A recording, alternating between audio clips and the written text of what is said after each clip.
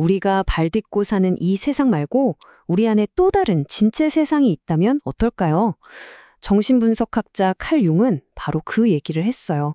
우리의 내면 세계가 바깥 세상만큼이나 어쩌면 그 이상으로 현실적이고 중요하다고 말이죠.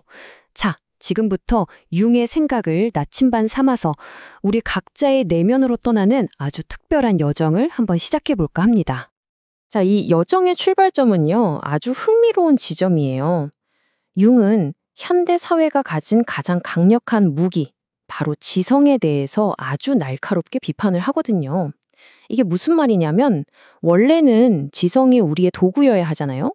그런데 어느 순간부터 이게 주객이 전도돼서 오히려 우리가 지성의 노예가 되어버렸다는 거예요. 바로 이 지점이에요. 지성이 모든 걸 통제할 수 있다는 그 믿음, 그 집착 때문에 우리가 정작 더 중요한 걸 놓치고 있다는 거죠. 그게 뭘까요? 바로 우리 안에 있는 광대하고 정말이지 장엄한 내면의 현실입니다. 우리가 계산하거나 분석할 수 없는 그런 영역 너머리 있는 세계 말이에요. 그래서 우리 여정의 첫 번째 목적지는 바로 지성의 손길을 넘어서입니다.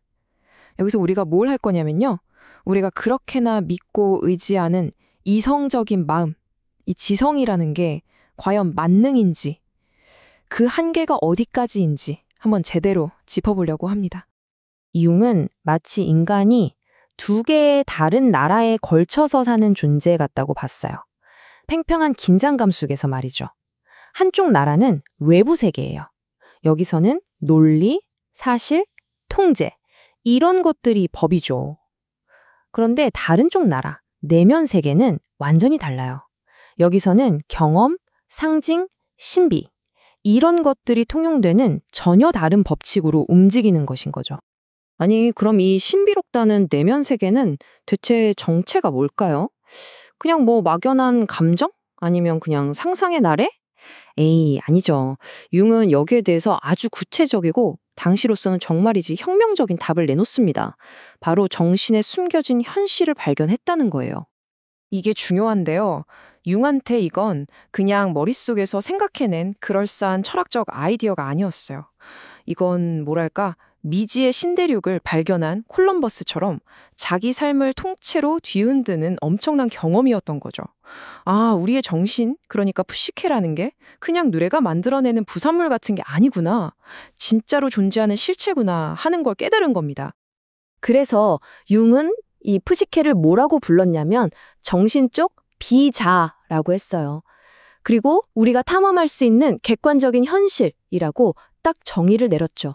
이게 말이 좀 어렵죠? 쉽게 한번 풀어볼게요. 무슨 뜻이냐면 분명히 내 안에 있는데 내 마음대로 컨트롤이 안 되는, 그러니까 나와는 다른 독립적인 세계가 존재한다는 거예요. 정말 놀랍지 않나요? 자, 좋습니다. 내 안에 또 다른 세계가 있다는 것까지는 이제 알겠어요. 그럼 거기를 어떻게 가죠? 어떻게 여행할 수 있을까요? 한 가지는 확실해요. 우리가 외부 세계에서 아주 유용하게 썼던 이성이라는 지도는 여기선 그냥 종이 조각에 불과하다는 거. 그래서 우리에겐 새로운 언어가 필요합니다. 바로 상징의 언어죠. 융이 깨달은 게 바로 이거예요. 푸시케, 즉 우리의 내면 세계는 우리가 일상에서 쓰는 그런 평범한 단어로 말하지 않는다는 것. 대신에 꿈이나 예술, 신화 같은 곳에서 발견되는 아주 영원하고 보편적인 상징이라는 언어를 통해서 우리에게 말을 건다는 걸 알게 된 거죠. 아니, 상징의 언어라니? 너무 막연하게 들리신다고요? 그럴 수 있죠. 그래서 융이 직접 분석했던 아주 흥미로운 옛날 이야기, 수달 이야기를 예로 들어서 이 언어가 대체 어떻게 작동하는 건지 한번 구체적으로 들여다보겠습니다. 자, 이 이야기를 보면요, 왕이 나와요. 이 왕은 바로 우리의 의식, 즉 이성적인 마음을 상징해요. 그런데 이 왕의 연못에서 물고기가 사라져버렸어요. 이건 뭘 의미할까요? 바로 의식이 활력을 잃어버리고 정체됐다는 뜻이죠. 바로 그때 어디선가 수달이 나타납니다. 이 수달이 바로 자아의 무의식적인 파트너로서 깨져버린 균형을 회복하도록 돕는 역할을 하는 거예요. 자, 여기서 진짜 중요한 핵심이 나옵니다. 융한테 이런 옛날 이야기는 그냥 잠들기 전에 듣는 재미있는 이야기가 아니었다는 거예요. 이건 우리 내면에서 어떤 변화가 일어나고 있는지를 보여주는 일종의 로드맵, 지도와도 같았다는 거죠. 네, 바로 이렇게 꿈이나 신화, 이야기 속에 숨겨진 상징의 실타래를 쭉 따라가다 보면 우리는 마침내 이 여정의 가장 깊숙한 곳에 도착하게 됩니다. 그곳이 어디냐? 바로 우리 정신, 표식해의 근원과 직접 얼굴을 마주하게 되는 내면 세계의 발견이라는 지점입니다. 융은 이 근원적인 무의식을 아주 시적인 단어로 표현했어요. 판메터, 즉 모든 것의 어머니라고요. 생각해보세요. 인류가 만들어낸 위대한 종교, 예술, 심지어는 냉철해 보이는 과학까지 인간의 모든 창조적인 활동이 바로 이 거대한 무의식이라는 어머니의 뱃속에서 태어났다고 본 겁니다.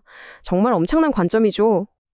그리고 이렇게 내면의 근원과 깊이 연결되면요, 놀라운 일이 벌어져요. 우리가 살면서 가장 두려워하는 것, 바로 죽음을 바라보는 시각 자체가 바뀌게 됩니다.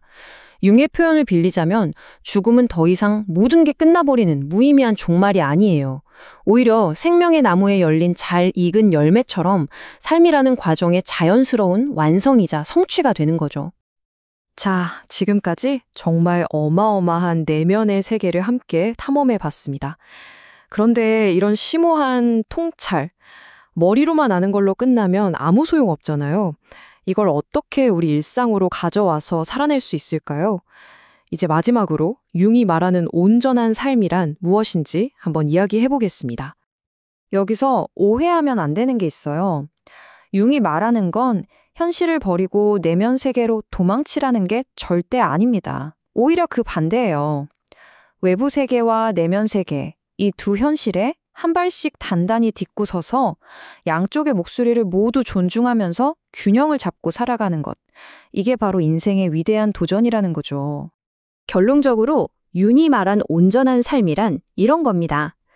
우리가 매일 부딪히는 이 치열한 바깥 세상을 살아가면서도 동시에 내 안에 가장 깊은 생명의 근원, 그걸 융은 자기, 셀프라고도 하고 어떤 사람들은 신이라고도 부르겠죠. 그 근원과 연결된 끈을 절대로 놓지 않는 것. 바로 그겁니다. 보시다시피 융은 우리한테 이렇게 사세요 하고 쉬운 정답을 툭 던져주지 않아요. 대신에 우리 각자가 평생에 걸쳐서 스스로에게 물어야 할 가장 중요하고 근본적인 질문을 남겼습니다. 바로 이 질문이죠. 지금 이 순간 당신의 내면 세계는 당신에게 무엇을 말하려고 하고 있습니까?